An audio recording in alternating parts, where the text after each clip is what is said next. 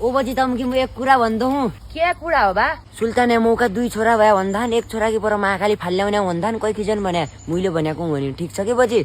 आफ्नो नातिले मुखी कुरा भनेका मु क्या न भन्दो बा, कोही के भन्दैन मु। द त बजी अहिले म लाग्दो भए पछि बिहा बात गरुले, अहिले मेरो काम हो, हप्प काम गरेर पछि आउँला।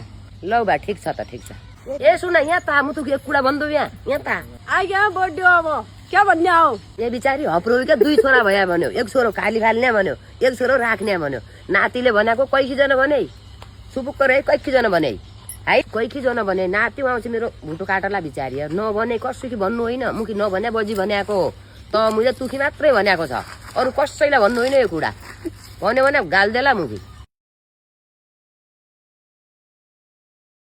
कोहीका 2 छोरा भए भन्दैन बजी कि भन्नु नाइन कोही बेला भन्ने हो।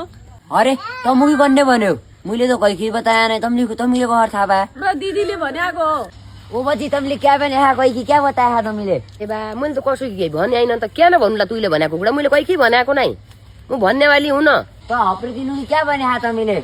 यिनीहरूले त तु कैखी नभने भन्या अनि भनेछ कि अब मेरो भुटो काट्दैन त्यो नभने भन्ने बेला भने है नभने भनेको क्या न भने भन्दा त्यो अरे गुप्त भएको कुरा भन्दा के बहिनी भने भनेको हो मैले।